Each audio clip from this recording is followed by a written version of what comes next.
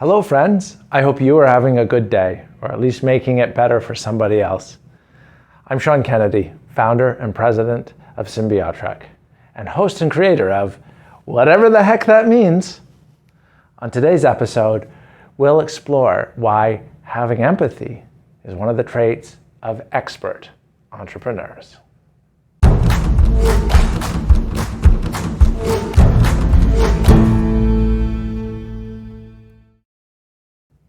Empathy. What is that? We all know what it is, right? We know that it is a trait that good leaders have.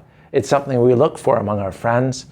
We all aspire to be empathetic people because it's good. But what really is empathy? I've heard a definition recently, and I really like how it works. It first presupposes that our mind, our imagination, which we spoke about last video, is one of the traits of expert entrepreneurs. How we use our imagination to create a scenario, a situation in which we can imagine ourselves, not just as ourselves within that situation, but imagine ourselves as someone else, and then experience the emotions, the thoughts, whatever they're going through in that moment. This is what empathy is. It's using our mind as a computer to simulate what it is like to be someone else in a situation in which we're currently not. And so you can see why imagination is so important, and it's ultimately prerequisite. There are two important applications of empathy in business. Firstly, for our customers. We need to be empathetic with them. We need to be able to imagine and understand what they need, what their goals are, and what they experience as they go. Similarly, for our employees, we need to do effectively the same three things. What are their needs? What are their goals? And what is it they're experiencing as they interact with our product or service, or with us as owners, as business leaders. With employees as well, we know one of their goals or one of their needs is meaning. We all look for meaning in our life, and so the place where we spend so many of our waking hours, we look for meaning there too. And we'll unpack that more as we look at the employee side of the empathetic platform that is our business. And this really is an interesting insight. Every single business is a platform. We think of platforms and platform models as this multi-sided engagement that goes on through a business, where perhaps you have sellers, you have buyers, and you're connecting them through your platform. Your business is a platform. It's a platform of providing employment and meaning to your employees. It's a platform of providing experiences of value through your products and services to your customers. So the best entrepreneurs use empathy on both sides of that platform in order to make the platform, the business, strong, stable, sustainable, and alive. A place where people want to be. So let's take a look at empathy for customers. And let's really put this as a foil to data. We hear a lot about being data-driven, about how important it is that we pay attention to how people are making use of our product, how they're reacting as they experience our offers. If you're doing anything on the internet, you are keeping track of how your potential customers are coming down your sales funnel and into the conversion to become a customer. If you're doing anything with customer success, you're investing in what your customer experience is after they have become a customer and how they achieve the ends that they intended when they purchased your product or your service. Then you too are likely tracking and accumulating a whole bunch of data about their behavior and their interaction with your offering, product or service. And all of these data points are instructive and informative to decisions that you will make as a business owner or leader. But we don't want to be data-driven. We don't want to just be following the data to wherever it may take us. We need to apply our mind. We need to apply our instincts. We need to bring to bear on this what makes us human and what makes our customers human too. And this is where empathy and imagination before it are so important. With empathy, we can understand why our customers are taking particular actions, why the data is the way it is.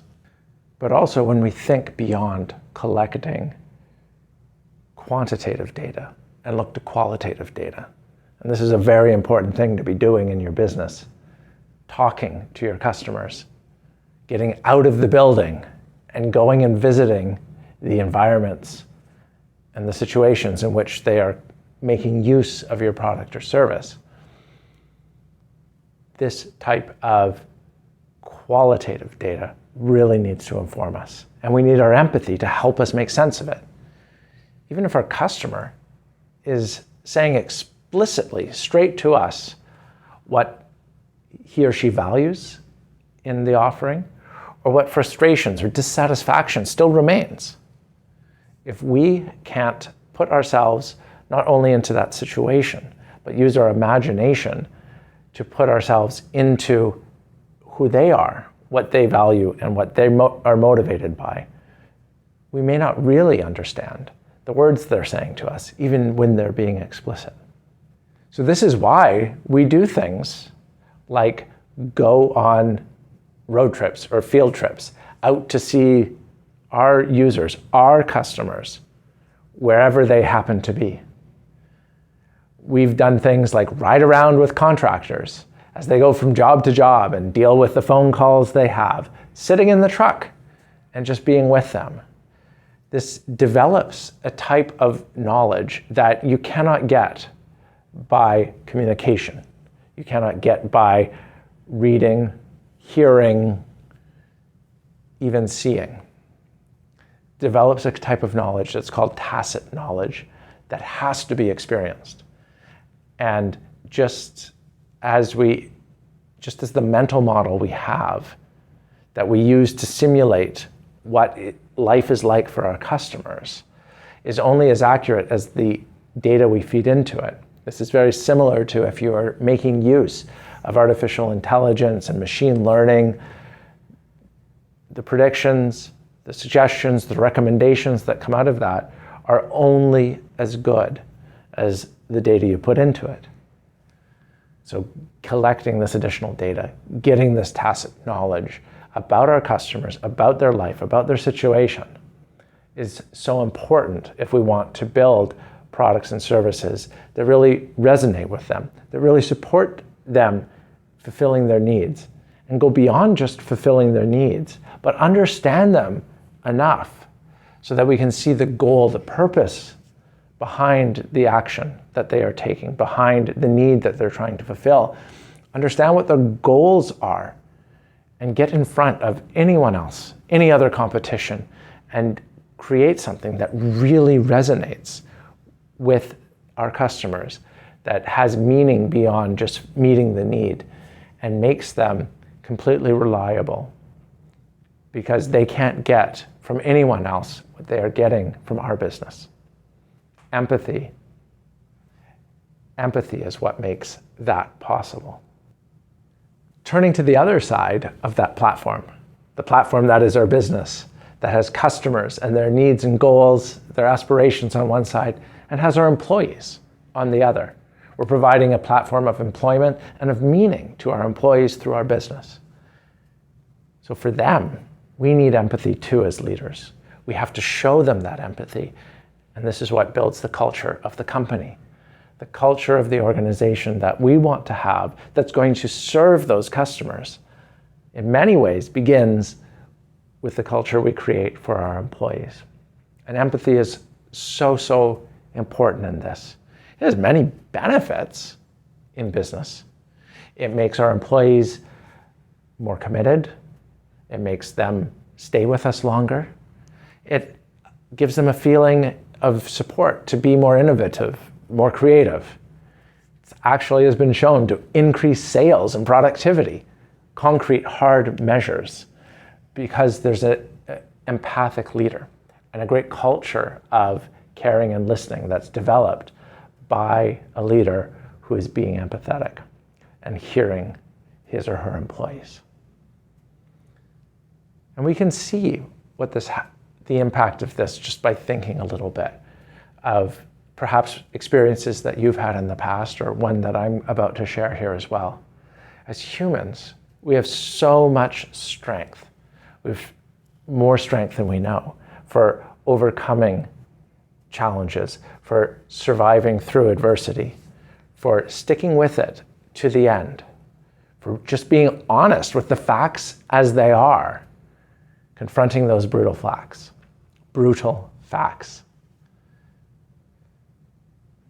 And when we feel that we are heard, we can dig down deep and tap into that strength. Being empathetic doesn't mean being sympathetic. It doesn't mean just understanding and trying to put away the feelings or saying it's okay to feel that way. It's making people know that they have been heard. And this is so important with our employees too, because we may not be able to change situations and circumstances that are making things hard for them, whether that's coming from home or coming from where we are in the business. We may not be able to change those things. But I know, and you probably know from experience, when we are heard, when we know that we're not carrying the burden alone, we're understood, that we can go and tap that deep strength that exists inside us and push through and achieve things that we likely wouldn't do on our own. We likely would have found those reasons that were weighing on us to be sufficient reasons for stopping. But with a little bit of empathy, we tap that strength. And so for myself, when I was in my former career working in corporate and doing some wonderful things, I spent 3 years, maybe a bit more, working in the insurance industry. And it culminated by spending about 6 months trying to build an insurance practice for my company, for the company I was working for. We went out to conferences, we did sales calls, we collected all the case studies from work that we had done or had happened to have done in insurance, and built great cases and an overall vision. We put together what our view was on that industry, but it didn't yield fruit in the time that we had allotted. And so it was time to roll that up. It was effectively a failure, even though it would yield fruit later. From where we stood at that time, it was a failure. And I felt down, I felt disheartened. I felt like many things that I had poured myself into had been fruitless and worthless. But there was a leader in the organization who heard and supported and helped. And I was able to find a deeper strength, recommitting myself to do other things. Still not really ignoring or brushing aside the feelings of disappointment and of failure that came from this particular situation. I was able to push forward into some new opportunities, ultimately setting me down a path to achieve some things that I still view as the greatest achievements of my career. It wasn't because this leader brushed aside all the things or took them away and made it so they weren't real. But it was that he came and heard, made me feel like I was being heard. He understood where I was and gave me a path that I could go forward on if I tapped into my strength to do it. This is so important that we do this for our employees, because in the platform of every single business, where the two sides are providing value to customers and really ultimately, beyond the paycheck, providing meaning to employees, our empathy is so important. So as we think of the platform of our business providing value to our customers and employment and meaning to our employees, it's empathy that makes sure we're doing all those things well, and that makes our business attractive to future customers as well as future employees. It's what makes our business a place that people want to work and stay working and contribute to. And it makes our business attractive to customers who are seeking solutions for their needs, the ones we offer now, but many more beyond what's being offered now. And experiencing the empathy that we have in knowing what they're going through, in really hearing the trouble that they have. With empathy, we can convert customers who are frustrated, customers who are upset, customers who want to quit working with us. Through empathy and understanding them, and then doing the things to make things right for them, we can turn those customers into supporters, into promoters. This is part of what is enabled by empathy. So empathy is a competitive advantage for your business. This is something that entrepreneurs provide both to customers and to employees.